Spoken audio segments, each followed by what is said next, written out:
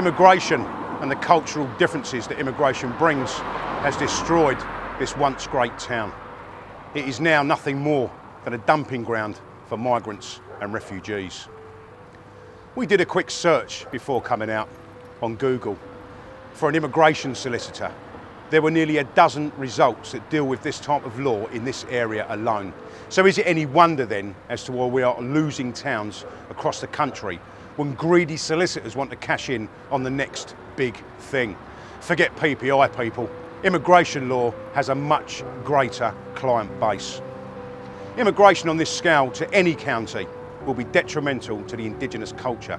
It's been proven that the effects of this globalist idea of diversity brings its own problems to many areas, one of which is why we are in Ramsgate today. There were 500 reported sex crimes last year in Thanet alone. Let that sink in. Broken down by offence, the figures show 500 sexual offences crimes reported in Thanet last year, the highest in Kent excluding Medway. Of these, 171 were identified as rape or unlawful intercourse accusations, 43 as offences against children, 7 cases of grooming, 23 of obscene publications, 220 classed simply as sexual offences and 36 as controlling or coercive behaviour. Just 32 offences reported in Thanet resulted in a charge last year.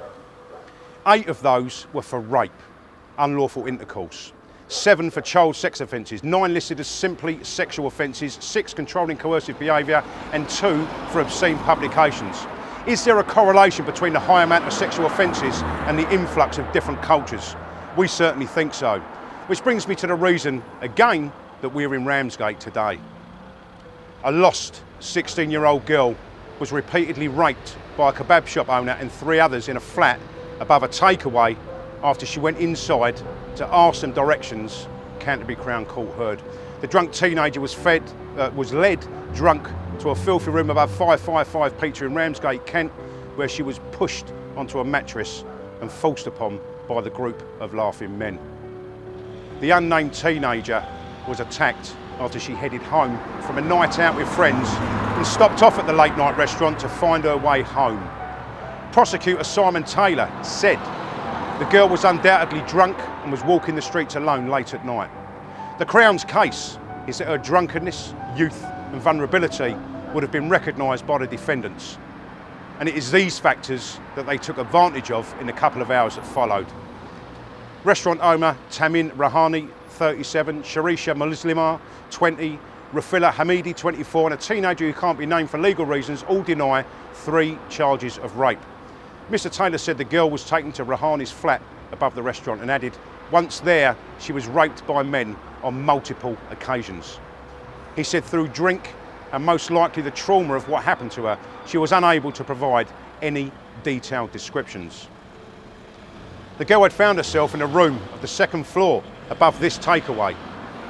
In that grubby room with an uncovered mattress on the floor, multiple males had sex with the teenager. She says that she did not consent. Indeed, you may well conclude that she was too drunk to give any true consent to any sexual intercourse in any event. But what is clear is that each of the men took the opportunity to have a little fun at her expense. Mr. Taylor said the teenager had drunk alcohol, which was the equivalent of being twice over the drink-drive limit. After the alleged attacks, Mr. Taylor claims she was escorted out of the property by one of the men and left to roam the streets alone. She was then found sobbing and distressed by a woman returning home and taken into her home for safety. The trial continues. And so will the treatment of our children, it would seem. This is not an isolated incident. It has been reported that up to 1 million children have been at the hands of grooming gangs and rapists in this country.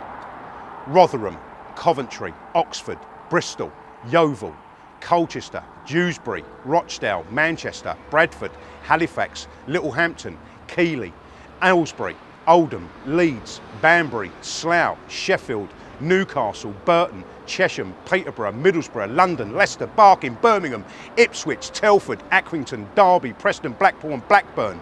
And the list goes on and on and on. And all the while it does, our police hide the true statistics. Our elite media also refuse to acknowledge the problem. Most stories of this nature are kept to local papers. for fear of people realising the staggering numbers of rape and grooming against our children. And never a mention of the fact that most of these abusers are actually Muslim. These are racist hate crimes and should be treated as such. I'm going to go live to Graham Moore over at Canterbury Crown Court. For Boss Media Productions, I'm Dave Russell. A 24-year-old man was brought back to Kent from Italy after being extradited following a rape investigation. Rafulia Hamidi, 24, was detained in Taranto in the Apulia region of southern Italy and was flown back to the county. Hamidi, formerly of High Street, Herne Bay, has subsequently been charged with raping a woman in Northwood Road area of Ramsgate last September. The suspected rapist has been charged. He is due to appear in Canterbury Court again on Monday, the 8th of May. For Boss Media Productions, I am Graham Moore.